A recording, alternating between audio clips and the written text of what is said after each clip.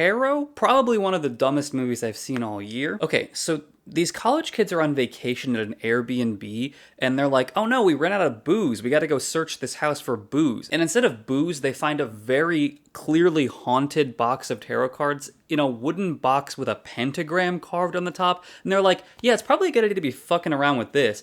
So then the main character, Haley, is like, hey, that's crazy. I actually know how to do tarot card readings. I'll do readings for all of you instead of the booze that we didn't find. So then they sit around in a circle and she does 8 horoscopes, and literally it takes like 10 minutes, and she tells us how all her friends are gonna die, basically. And then they go their separate ways and they start dying in the same ways that their horoscopes said they would. So like the first girl goes back to her college dorm room, which has an attic, I guess, and the tarot card ghost like lures her up into the attic and then pushes her down and then stabs her like 8 times with a ladder. And then the police show up and they're like, I think this death was an accident. This woman has a ladder going through her. The cause of death was being stabbed by a ladder 8 times, but probably nothing to investigate here. So then the second dude gets killed by a train. That was his actual horoscope. Like everyone else's horoscope, Haley was like, pretty vague about it. She was like, you're gonna have to encounter some challenges this month, or, don't make any rash, bullheaded decisions. But for this guy, she was like, you will be hit in the head by a fucking train. There are like 4 separate conversations in this movie where the characters have to have the realization, wait a second, our horoscopes are coming true? Like something crazy will happen, and then Haley will be like, guys, I think our horoscopes are coming true. And then someone's like, there's no way our horoscopes are coming true. And she's like, no, they are. And they're like, you're right. I think our horoscopes are coming true. And then 2 minutes later, they're like, you're expecting me to believe that our horoscopes are coming true? Yeah, okay, I'm not buying it. Ned from Spider-Man is in this movie. He's like the comic relief character, and he gets cornered in an elevator by the tarot card ghost and gets killed. So then they go and they consult a horoscope expert to really get to the bottom of what's going on with all these horoscopes. And she's like, yeah, this story sounds really familiar. This sounds like the deck of cards that I've been chasing for 25 years that kills anybody who touches them. So it turns out anybody who got their horoscope read using these tarot cards is going to die. So their solution is they need to go burn the tarot cards. So they go back to the Airbnb where the tarot cards were, and all of them except the 2 main characters die like their tarot card fated deaths. And then they defeat the tarot card ghost by reading her horoscope with the tarot cards, and then she just disintegrates, I guess. And then Ned, who died earlier in the movie, you might remember, just shows up at the end. He's like, hey guys, it's me, Ned. I actually didn't die. And then that's how the fucking movie ends. Okay, thoughts on this movie? First of all, the sound design was really annoying. I'm kind of getting tired of horror movies where the only scary thing they know how to do is just play a really loud sound in your ears, and the thing on the screen isn't even scary at all. There are like so many scenes in this movie where you'll literally just be looking at nothing, and then all of a sudden they'll just play like a dissonant violin note over like literal nothingness. And you're like, what am I supposed to be scared? That you got a guy who doesn't know how to play the violin to do this soundtrack? The main character, Haley, her backstory makes absolutely no sense, and I'm still kind of trying to piece my way through it. Okay, so her mom had cancer, and while her mom was dealing with all that cancer, she did a tarot card reading for her mom, and the cards kept saying that her mom was gonna die, and then her mom died. So the lesson she learned from that was, you can't change fate, except that you can change fate, because that's like what she does in this movie. She's fated to die when she reads her own horoscope, and then somehow she just decides, hey, guess what, I'm not going to do that. So I really don't know what the point of her story was. 2 out of 10. Okay, not another church movie.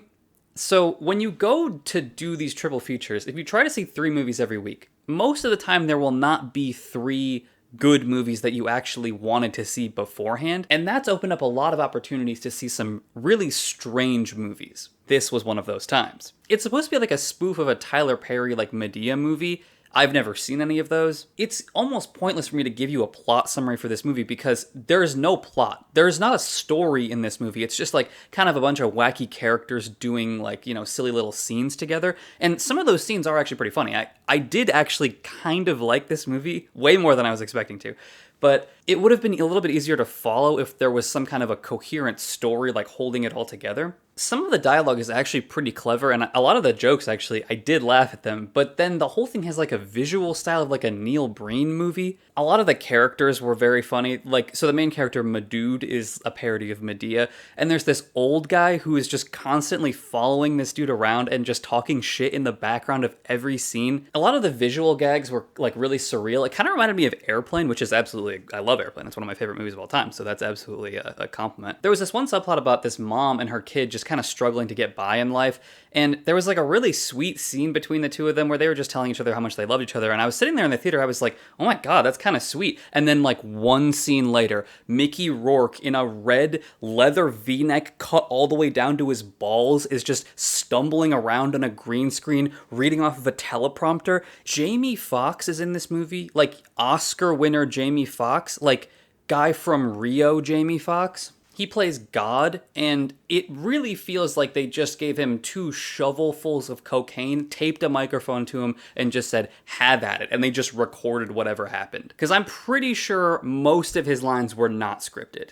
Overall, a lot funnier than I expected it to be. I was somewhat pleasantly surprised.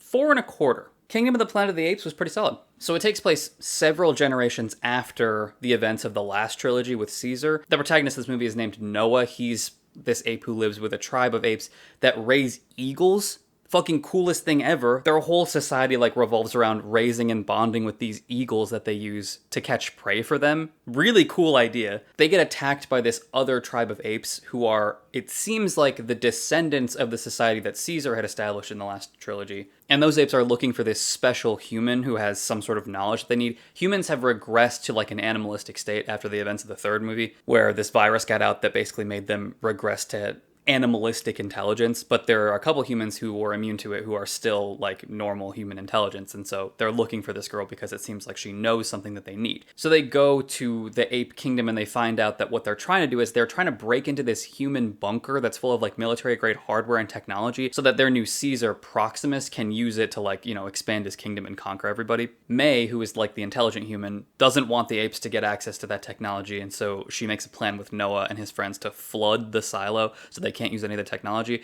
and she steals this like encryption key out of there, and then they go their separate ways. Noah brings his clan back to their home, and then May goes and finds this bunker of humans who are kind of hiding out and gives them this encryption key that lets them turn satellite communications back on. So it seems like wherever they're going to go next, it's going to be about humans sort of like being back on the upswing basically from where they were in the third movie. A pretty good first entry in a new story. I'm a big fan of the 2010 Planet of the Apes trilogy, and I was kind of worried they weren't going to have anywhere to go, but it actually feels like there are still more stories to tell in this world, and I mean the visuals are just spectacular. It's kind of crazy that I feel like a lot of movies in recent times have sort of over-relied on CGI to get the job done, but this is the kind of story you just can't tell until you have CGI good enough to make a believable ape protagonist. I feel like it's really rare to see a sequel leave room for more good stories, but again, I feel like there are probably 2 more good stories to tell in this universe, and I hope what they do in the next one.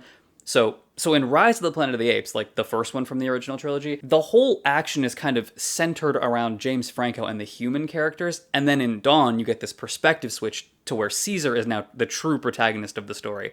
And I feel like May was sort of the secondary character in this movie, but I really want to see her be the focus of the second one when it eventually comes out. Like, I think Noah obviously still has a place in it, but I kind of want to see the human perspective in the next story. The theater audience that I saw this with was really fucking weird. At one point, Noah is traveling and he sees a zebra, which he's never seen before, and he goes, "What is that?" And like half of the theater said out loud in unison, "A zebra." And then someone started clapping. Like, I guess he was happy that they were able to identify what animal that was. The lady next to me answered several phone calls in the middle of this movie. Just a very strange audience. My only real critiques of this movie... Oh god, my battery's about to die, I gotta hurry up. My only real critiques of this movie are that the pacing was a little bit off in the middle. It kind of slowed down, then sped back up again. And Proximus was a really boring and bland villain. Like, he just wanted power. He just wanted the technology of the humans so that he could go and conquer more stuff.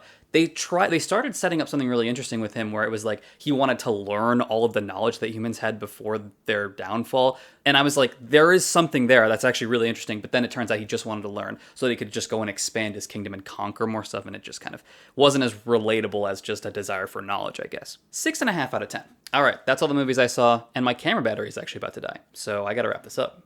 So yeah, I'll see you next time.